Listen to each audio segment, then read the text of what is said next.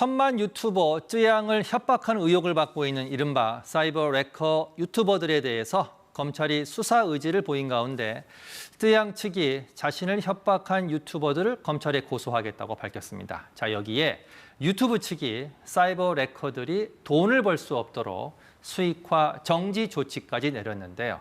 사이버 레커의 문제 어떻게 근절해야 할지 짚어보겠습니다. 임주혜 변호사 나와 있습니다. 어서 오십시오.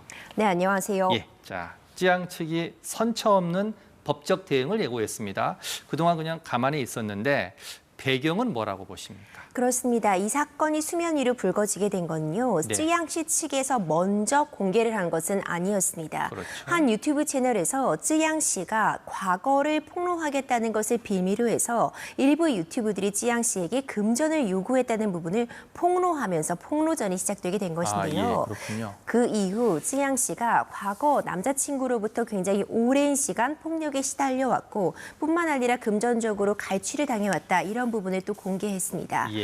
그런데 그 이후에도 이 쯔양 씨를 협박한 것으로 알려진 카라큘라, 구제혁 이런 유튜버들이 오히려 이 진실 공방을 벌이면서 본인들이 억울하다 이런 식의 입장을 또 밝히기도 하면서 예. 결국 쯔양 씨 측도 이 문제를 더 이상 이렇게 그냥 둘 수만은 없고 수사기관을 통해서 시시비비를 가릴 수밖에 없었다고 판단하는 것 같습니다. 그렇기 때문에 정식으로 공갈 혐의 등으로 고소를 진행하게 되었습니다.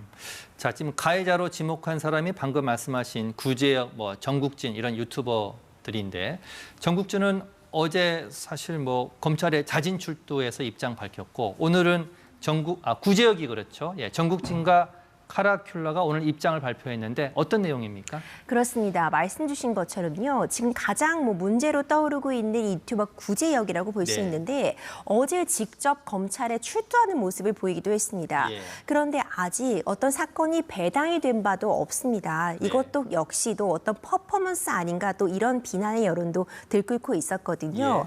일단 이제 자신은 공갈이나 협박을 한 바가 없고 5,500만 원이라는 돈을 받은 부분까지 인정을 했는데 예. 이 금원이 쯔양을 협박하기 위한 것이 아니라 오히려 다른 유튜버들이 쯔양의 어떤 그런 과거를 폭로하는 것을 막아주는 대가로서 예. 용역을 받은 것이다 이런 주장을 펴고 있기 때문에 수사기관에서 이 구제혁이 받은 돈이 공갈인지 아니면 정말 용역의 대가인지 이런 부분 시시비비 가려질 수 있을 것으로 보이고요. 예. 정국진은 본인이 생활고를 겪고 있어서 300만 원을 받은 부분을 인정을 했고 이 부분에 대해서 다시 사죄하는 그런 입장을 밝혔으며 예. 카라큘라라는 유튜버는 지금 내가 오해를 받는 부분이 있고 이 부분은 내가 또 소명을 하겠지만 일단 이런 쯔양 씨에 대한 이런 안타까운 사연에 대해서 좀 나쁜 어떻게 보면 좀 비난의 강도가 높다고 볼 수 있는 그런 대화 내용 같은 부분에 대해서는 진심으로 사죄를 한다는 입장을 밝혔습니다.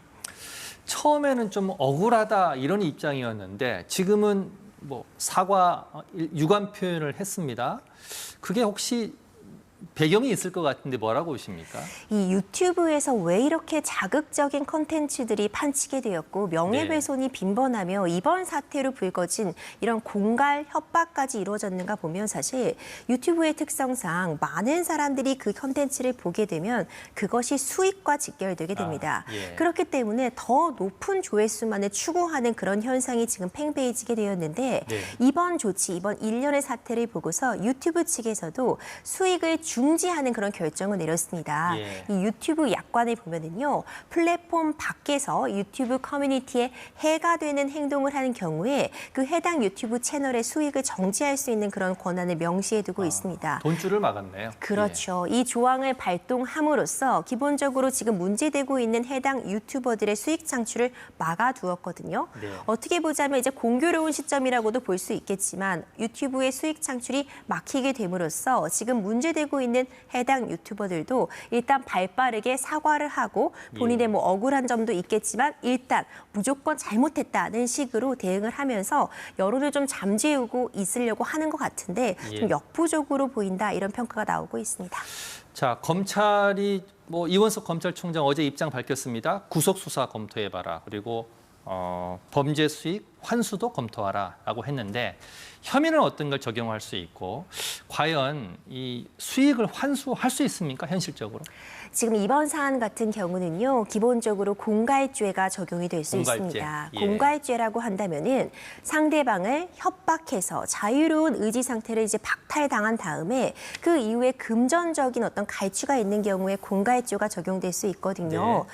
만약 쯔양 씨에게 자유로운 의사 상태를 좀 억압하는 상황에서 이런 부분을 협박하고 과거를 공개하겠다는 부분을 빌미로 해서 네. 금전을 착복받았다면은 이 경우 공갈죄가 적용될 수 있어서 이런 혐의가 중점적으로 공갈, 협박, 명예훼손 등이 적용될 수 있을 것 같고요. 네. 지금 이원석 검찰총장도 어떻게 보면 굉장히 이례적으로 어떤 유튜버들에 대한 철퇴를 내렸다고 볼 수 있을 것 같습니다. 예, 예. 더 이상 유튜브가 뭐 법의 사각지대, 무풍지대가 아니라 법의 적용 반드시 받게 하겠다.